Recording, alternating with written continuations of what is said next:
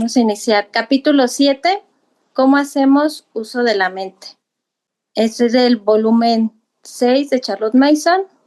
Consideramos que la mente del niño no es un simple recipiente para albergar ideas, sino más bien, si se me permite la expresión, un organismo espiritual con apetito por todo el conocimiento. Esta es su dieta adecuada, lo que está preparada para manejar y que es capaz de digerir y asimilar como el cuerpo lo hace con los alimentos. Una doctrina como la herbartiana, según la cual la mente es un receptáculo, atribuye al maestro el énfasis de la educación, la preparación de los alimentos en bocados atractivos, debidamente ordenados. Los niños educados según este principio corren el riesgo de recibir mucha enseñanza y poco conocimiento. El axioma del maestro es: lo que un niño aprende importa menos que cómo lo aprende. No puedo resistirme a presentar la psicología herbartiana a la luz seca del humor escocés. La psicología herbartiana aplicada a la educación por John Adams. Para obtener más información sobre la teoría de Herbart y su relación con Charlotte Mason, lee el artículo de Lynn Bruce, Una ostra y una joya. Hemos fallado en explicar ideas a través de la mente. ¿Qué tal si explicamos la mente a través de las ideas? No debe suponer que así es como lo expresa exactamente Herbart. Herbart es un filósofo alemán. Es cierto que comienza con la mente, o como él prefiere llamarla, un alma. Pero no temas que el deporte de la casa se estropee por eso. El alma dada no es más una verdadera alma que lo es un verdadero cráter de un volcán. No tiene absolutamente ningún contenido, ni siquiera es una trampa de ideas. Las ideas pueden entrar y salir de ella a su antojo, o más bien, a medida que otras ideas lo deseen. Pero el alma no tiene poder para llamar, hacer, retener o recordar una idea. Las ideas organizan todos estos asuntos entre ellas. La mente no puede hacer ninguna objeción. El alma no tiene capacidad ni facultad alguna para recibir o producir nada. Por lo tanto, no es una tabula rasa en la idea de que impresiones ajenas a su naturaleza pueden ser realizadas sobre ella. También no es una sustancia en el sentido de Leibniz, que incluye autoactividad original. Originalmente no tiene ideas, ni sentimientos, ni deseos.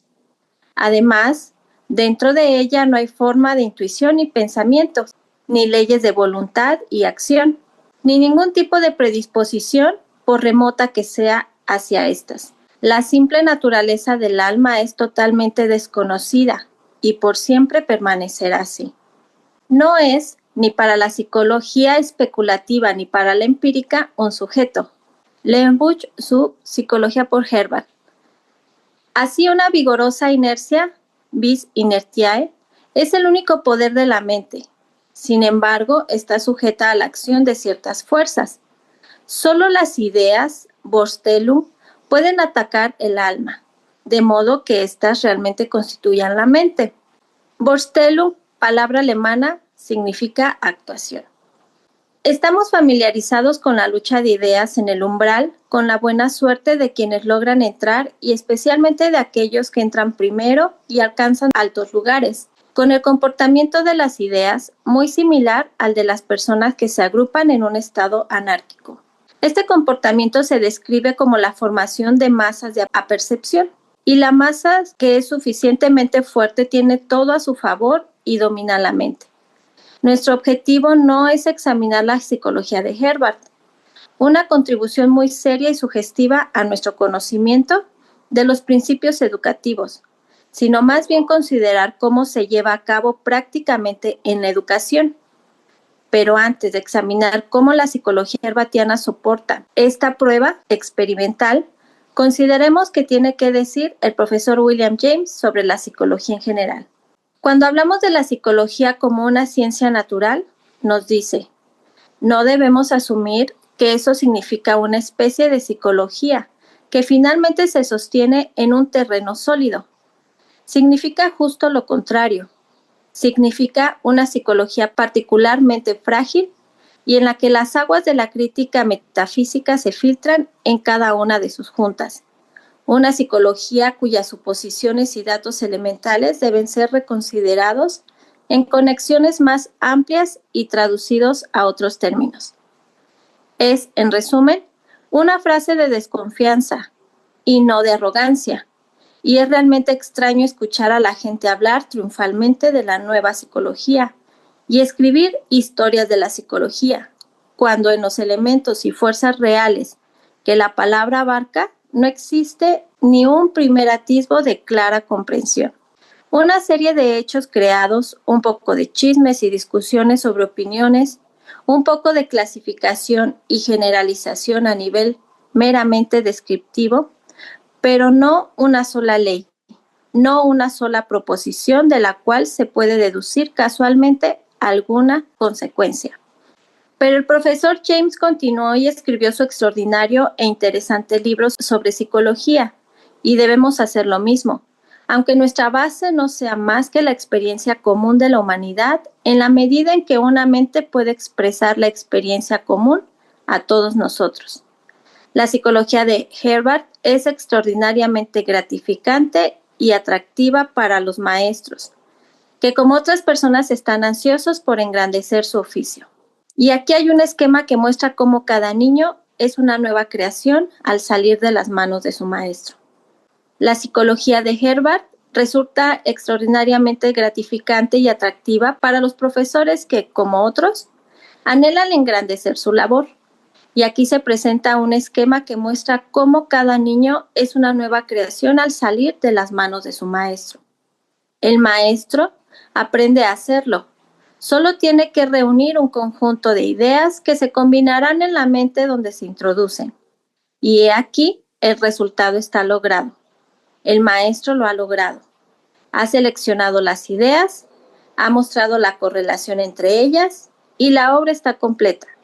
Las ideas se establecen, las más potentes gobiernan y cobran fuerza. Y si estas son buenas, el hombre está hecho.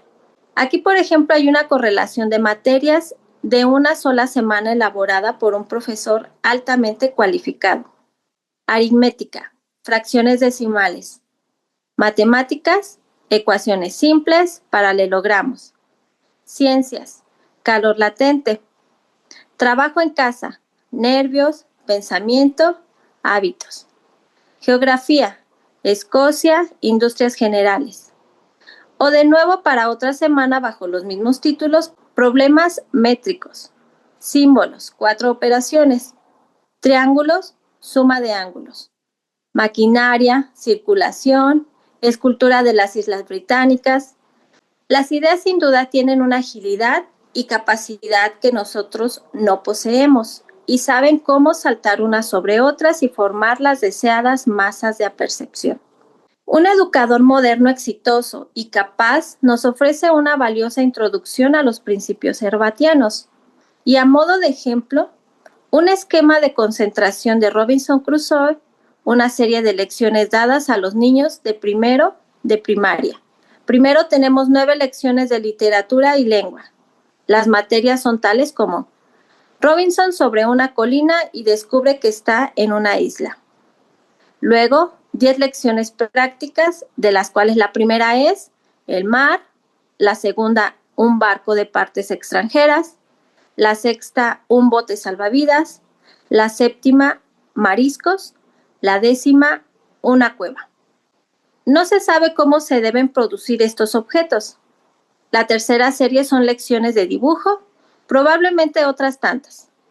Un bote, un barco, un remo, un ancla y así sucesivamente.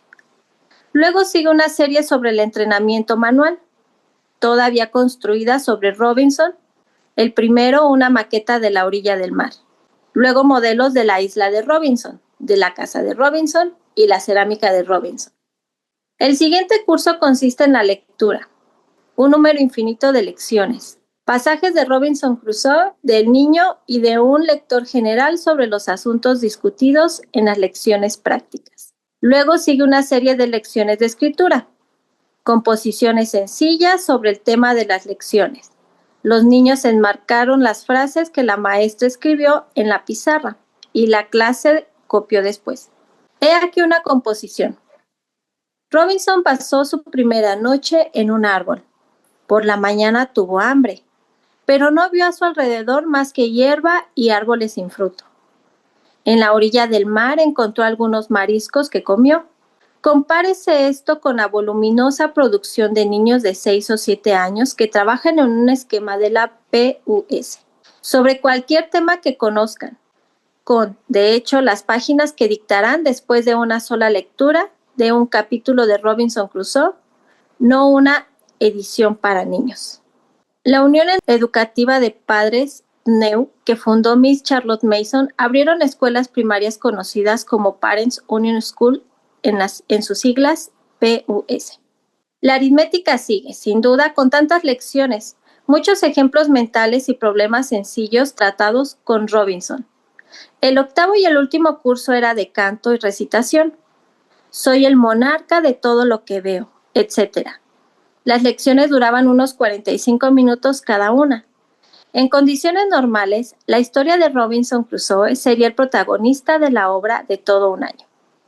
Al comparar las clases de inglés con las clases de alemán que he visto estudiando a Robinson Crusoe, estaba convencido de que el entusiasmo y el interés eran tan agudos entre los niños de aquí como en las escuelas alemanas. Uno ve fácilmente la riqueza de material que hay en el desarrollo posterior de la historia. Claro que sí. Todo el mundo debe ser muy divertido para el maestro. Como siempre lo son las ingeniosas amplificaciones autoproducidas, que los niños también estaban entretenidos, no se duda. Es probable que la maestra estuviera en su mejor momento sacando a la fuerza mucho de lo pequeño. De hecho, estaba representando un papel y los niños se entretenían como en un espectáculo, en el cine o en cualquier otro lugar.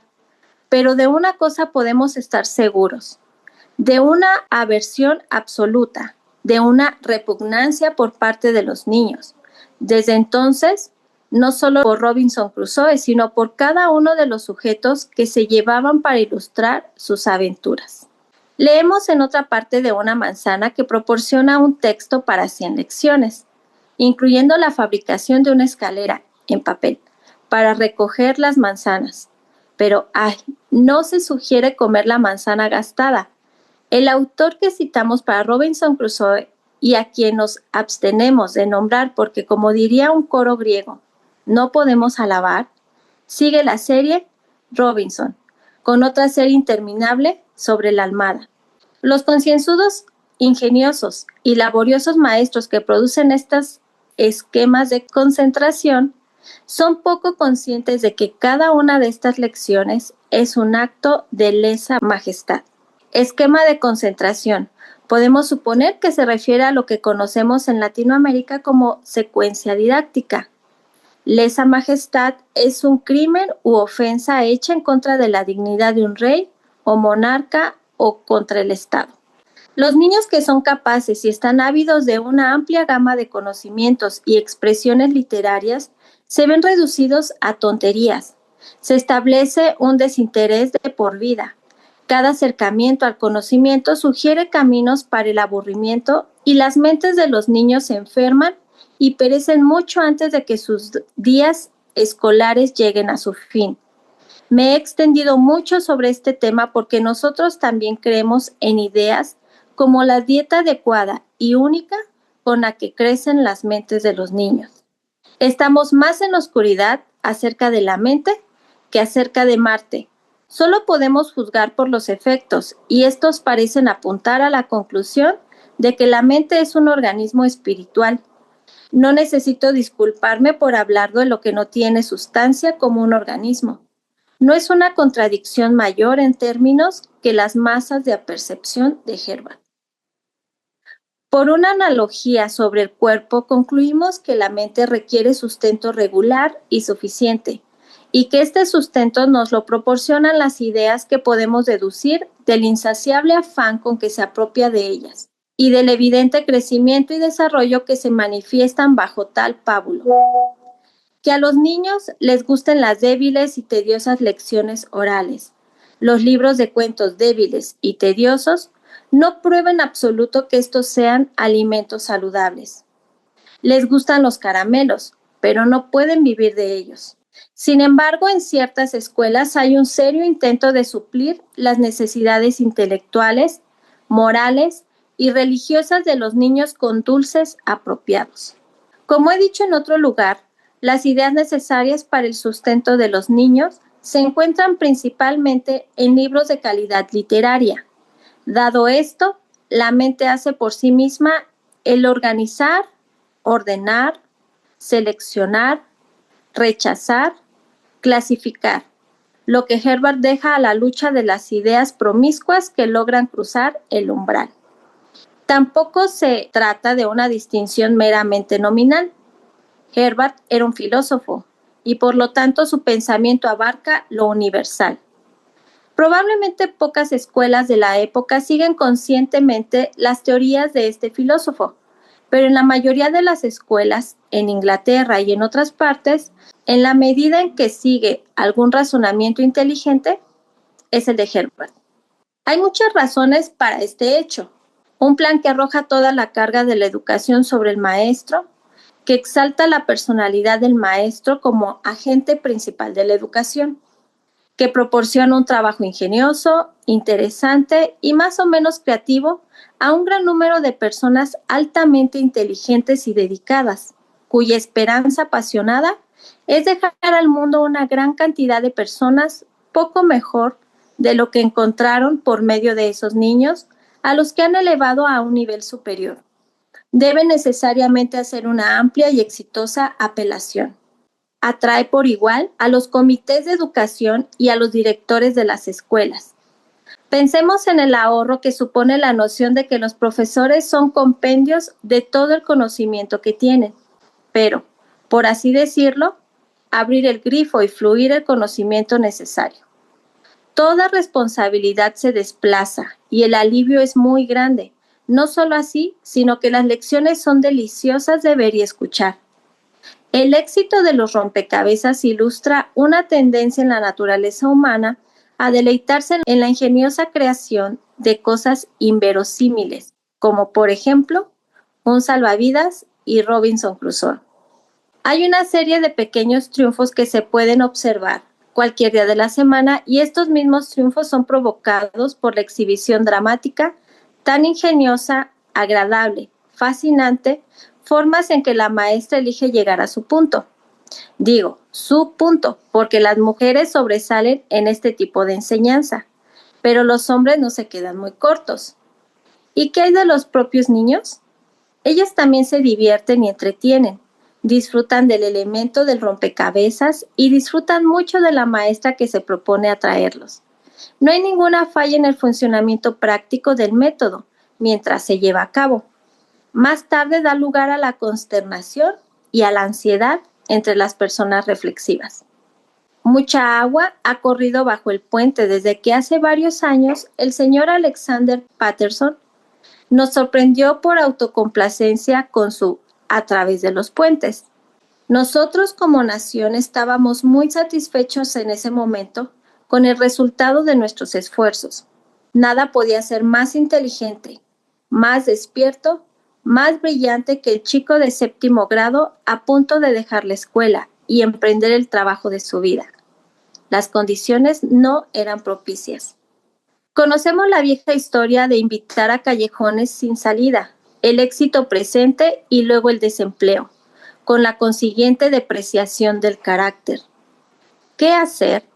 La cuestión de las condiciones posteriores se está tomando ahora en serio. Tenemos clases de continuación que incluso si un niño está sin trabajo, lo ayudarán en el arte chino de salvar las apariencias. Pero el señor Patterson condena a las escuelas por la rapidez con la que sus mejores muchachos corren a la semilla.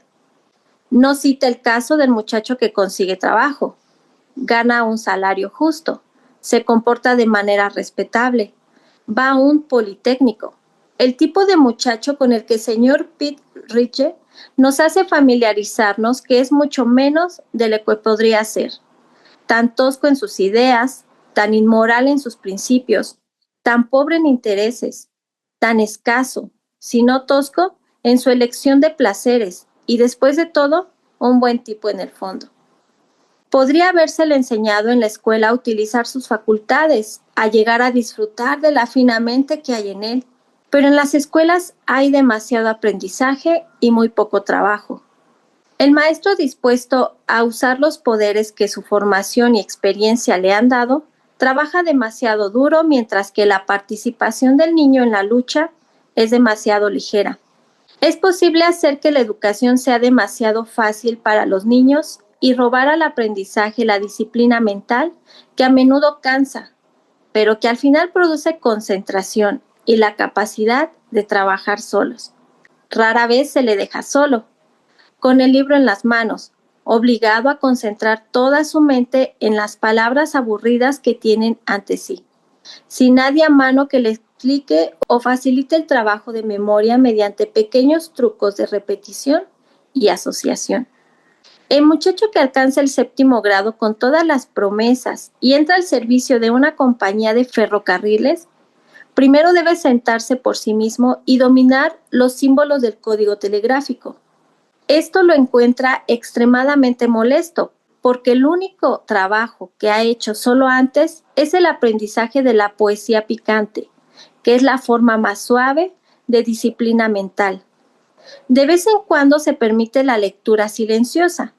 En medias horas impares bien podría ser un tema regular, porque leer en voz alta no es más que un mal regalo comparado con la práctica de leer en privado, a través de los puentes de A. Patterson. ¿Qué hace su currículo por el niño?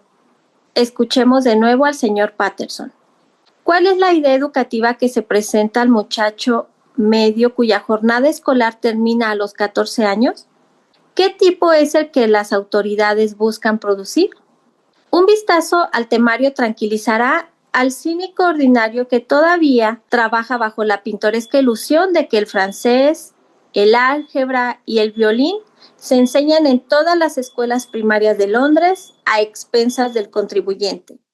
El plan de estudios fue diseñado para dejar a un niño a los 14 años con un conocimiento completamente sólido y práctico de la lectura, la escritura y la aritmética, y con una base tal en inglés, geografía e historia, que le permita leer un periódico o dar un voto con alguna idea de lo que está haciendo. Pero todas ellas son subsidiarias de la enseñanza de las 3 R, que entre ellas ocupan más de la mitad de las 24 horas de enseñanza de la semana. Es cierto que el presente objeto que nos ocupa es desalentador tanto para el maestro como para el niño, porque el conocimiento de la lectura, la escritura y la aritmética no es educación, sino simplemente la condición elemental de un conocimiento posterior. En muchas escuelas, el muchacho se esfuerza por estos meros rudimentos durante 2 o más años, después de haber satisfecho todos los requisitos razonables. El visitante inteligente que mire los cuadernos de notas de una clase media se asombrará del alto nivel de pulcritud y exactitud, pero encontrará la excelencia de un orden muy visible. La letra es admirable. 16 chicos de 30 pueden escribir composiciones sin ningún defecto de gramática u ortografía. Sin embargo, se le ocurrirá que los poderes del pensamiento voluntario y de la razón, de la investigación espontánea y de la imaginación no se han revuelto. Esta misma perfección de forma le hace sospechar de los principios fundamentales de nuestro plan de estudio estatal. En las escuelas públicas no se entrena a los muchachos para ser abogados, ni párrocos, ni médicos, sino para ser hombres. Se han aprendido a trabajar sistemáticamente y a pensar independientemente. Entonces son aptos para ser entrenados para la vida y la profesión que el gusto o la necesidad puedan dictar. Pero en nuestras escuelas primarias parece que aspiramos a producir una nación de oficinistas, porque es solo para un oficinista que esta perfección de la escritura y la ortografía es un entrenamiento necesario.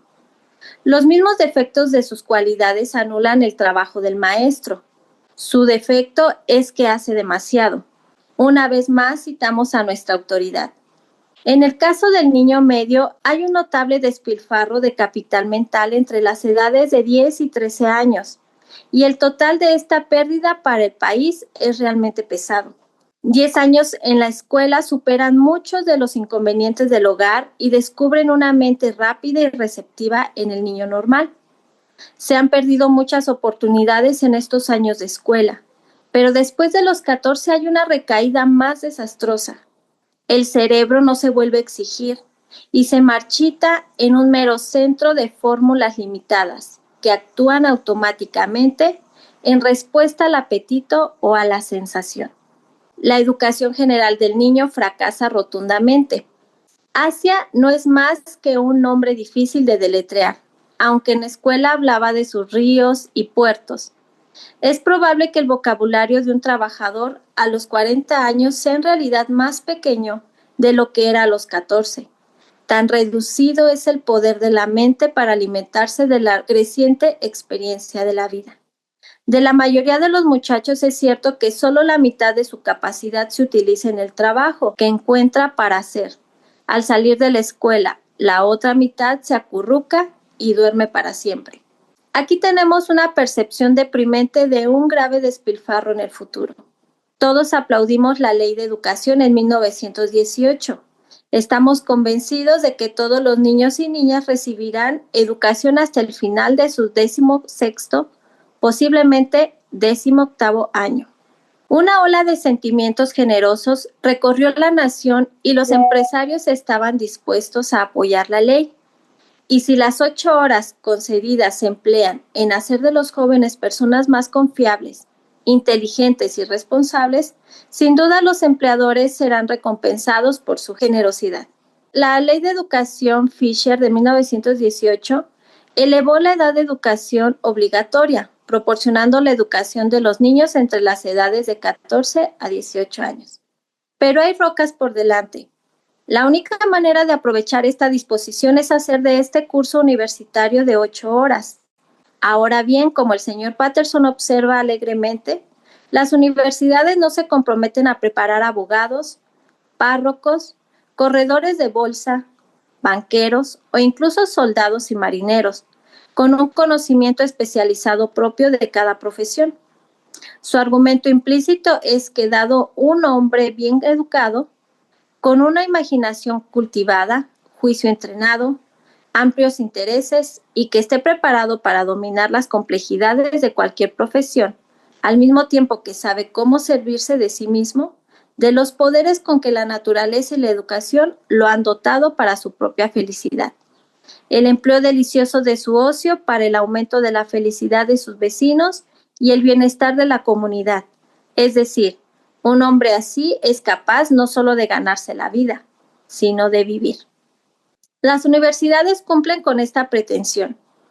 En las diversas profesiones abundan los hombres que, en términos periodísticos, son adornos de sus profesiones y que renunciaron al ocio y a los medios para servir a sus conciudadanos como magistrados, guardianes de iglesias, miembros de comités, alguaciles especiales cuando era necesario, hasta hace poco miembros del Parlamento que consideraban el servicio como un honor, y tan orgullosos como lo era Godfrey Bertram, ese infeliz terrateniente de Guy Mannering, para escribir JP después de sus nombres. La enorme cantidad de servicios voluntarios prestados de esta manera en todo el imperio, así como el de un servicio insuficiente o debidamente remunerado, justifica a las universidades en su lectura de su peculiar función. Pero no solo eso, el trabajo generoso y desinteresado nunca puede ser pagado, y nuestras grandes estadistas, eclesiásticos, soldados y funcionarios públicos, así como los miembros de los consejos del condado, municipales y de distrito urbano, han hecho su devoción por encima de la mesa.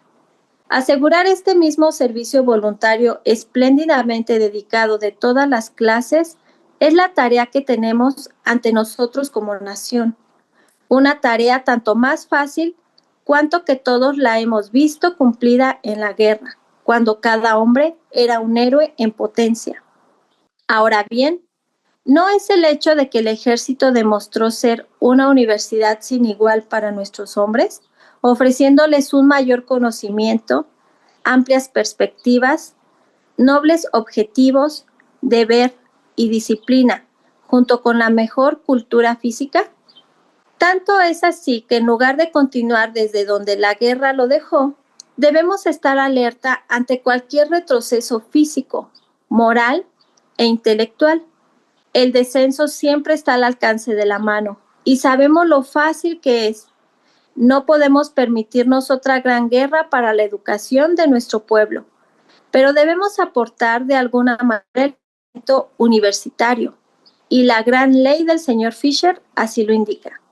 Los jóvenes deben estar durante 4 años, un periodo académico adecuado, bajo influencias que le brinden dulzura y luz. Pero debemos aferrarnos al ideal académico. Toda preparación para industrias especializadas debe ser tabú.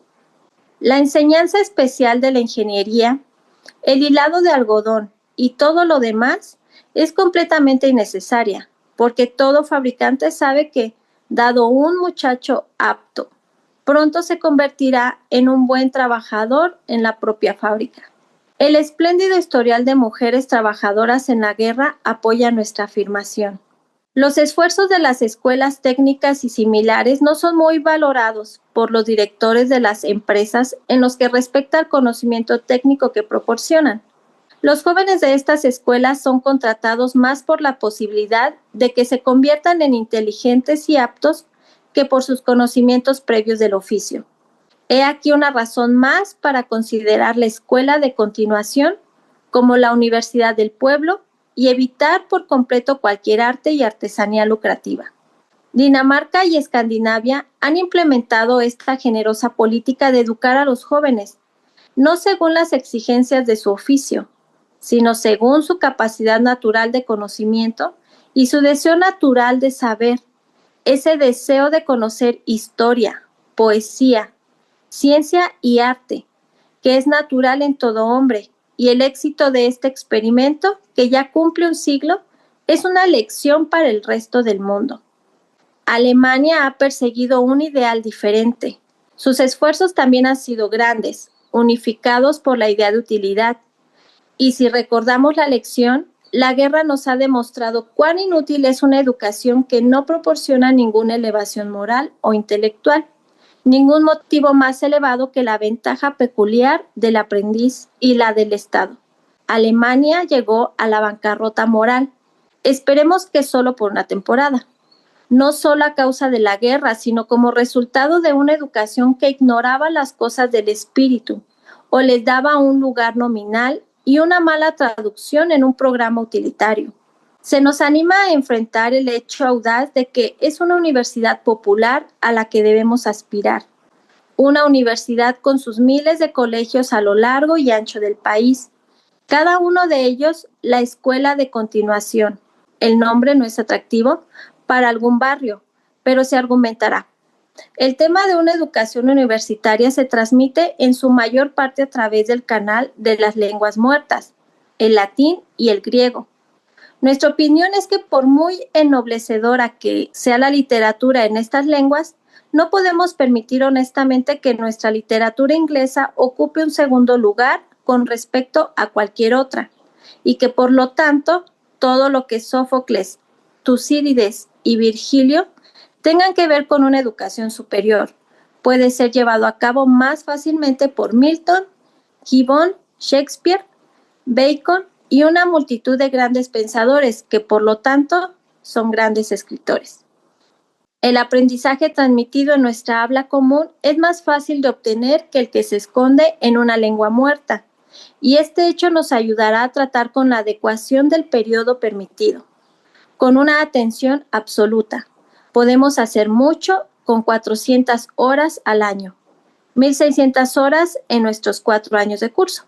Pero solo si nos ponemos a trabajar con la certeza de que los jóvenes estudiantes anhelan el conocimiento de lo que llamamos las humanidades, que leen con absoluta atención y que habiendo leído, saben.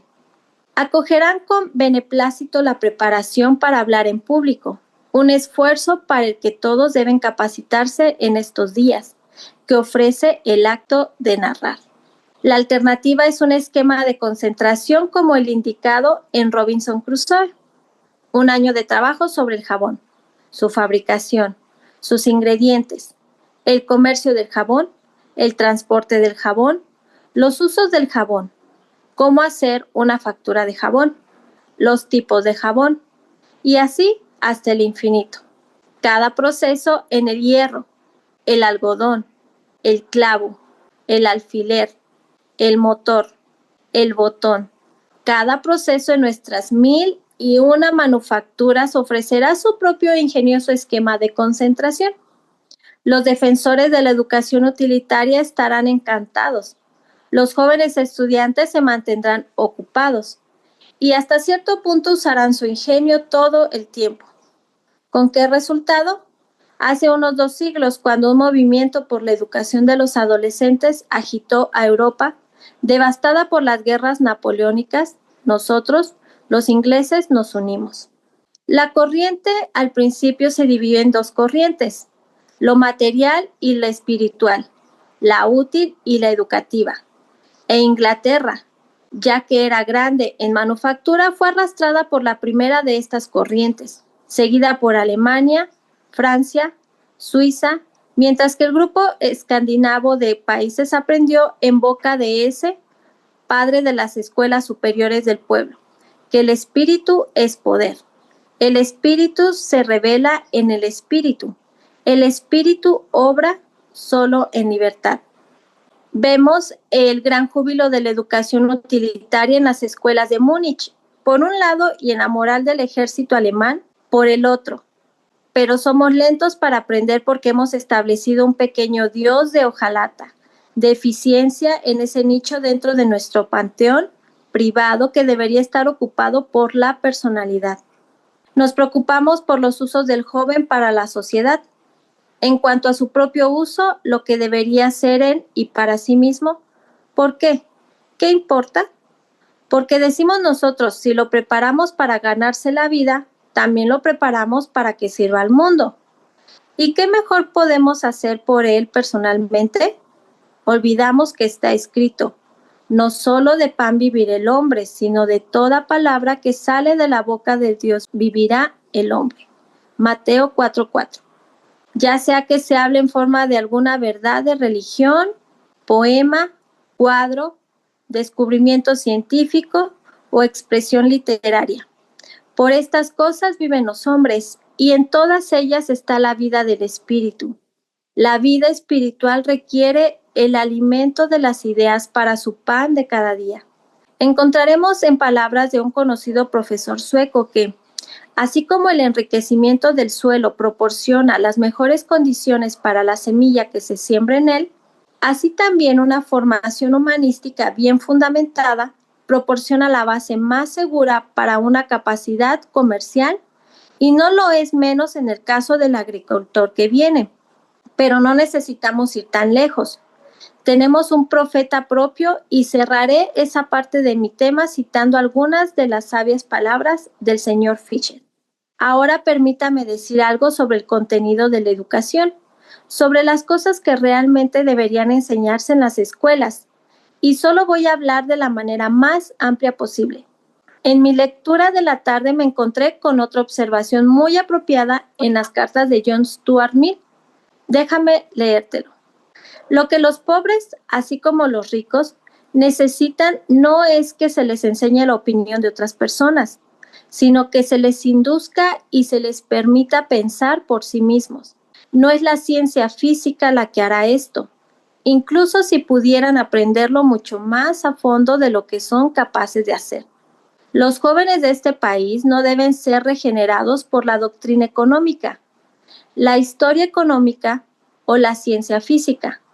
Solo pueden ser elevados por ideas que actúan sobre la imaginación y actúan sobre el carácter e influyen en el alma. Y es la función de todos los buenos maestros, presentar esas ideas ante ellos. A veces he oído decir que no se debe enseñar patriotismo en la escuela. Disiento de esa doctrina. Creo que el patriotismo debería enseñarse en las escuelas. Les diré lo que entiendo por patriotismo. Por patriotismo no me refiero al patriotismo, pero lo que entiendo por patriotismo es una apreciación inteligente de todas las cosas nobles en los romances, en la literatura y en la historia del propio país. A los jóvenes se les debe enseñar a admirar lo que es grande mientras están en la escuela. Y recuerden que para los pobres de este país, la escuela es un factor mucho más importante que para los ricos de este país. Te digo que quiero patriotismo en el sentido más amplio del término que se enseña en las escuelas. Por supuesto, hay mucho que criticar en cualquier país. Y yo sería la última persona en sugerir que el profesorado crítico no debería ejercitarse y formarse en la escuela. Pero antes de enseñar a los niños a criticar las instituciones de su país, antes de enseñarles a criticar lo que es malo, enseñémosles a reconocer y admirar lo que es bueno. Después de todo, la vida es muy corta. Todos nosotros tenemos una sola vida que vivir. Y durante esa vida adquirimos en nosotros mismos tanto amor, tanta admiración, tanto placer elevador como podamos. Y si consideramos la educación simplemente como disciplina en la amargura crítica, entonces perderemos todas las mieles de la vida y nos haremos innecesariamente miserables. Ya hay bastante tristeza y penurias en este mundo tal como es, sin que se les presente prematuramente a los jóvenes. NB. Es probable que algunas autoridades educativas decidan dedicar 1 o 2 horas semanales a la educación física y a las manualidades, en cuyo caso el horario debe permitir tanto menos lectura. Pero me gustaría insistir en que con el largo ocio nocturno que promete, la vida del club se convierte en una característica importante en todos los pueblos y distritos. Ciertamente se organizarán clases para ejercicios militares y de otro tipo: gimnasia, baile, canto, natación, carpintería, cocina, enfermería, confección, tejido, alfarería, actuación. De hecho, lo que la inteligencia acelerada de la comunidad lo exija. No sería necesaria ninguna compulsión para imponer la asistencia a las clases, para las que ya existe la maquinaria en la mayoría de los lugares y que asociadas a la vida del club tendrían ciertos atractivos sociales en forma de exhibiciones públicas, entregas de premios, etc. La vida intelectual de la escuela de continuación debería dar entusiasmo a estas ocupaciones nocturnas, así como el club de campo de los sábados, que no debería faltar en ningún barrio. He defendido las escuelas de continuación con toda la fuerza posible, pero hay una forma más excelente. En estos días de altos salarios, bien puede suceder que los padres estén dispuestos a dejar que sus hijos permanezcan en la escuela hasta el final de sus 17 años, en cuyo caso podrán continuar con la educación secundaria, que han comenzado a la edad de 6 años, y veremos una cosa nueva en el mundo. Cada hombre y cada mujer habrán recibido una educación liberal. La vida ya no descartará las ideas y los objetivos de la escuela. Y si, según el dicho platónico, el conocimiento es virtud, el conocimiento informado por la religión, veremos incluso en nuestros días como la justicia exalta a una nación.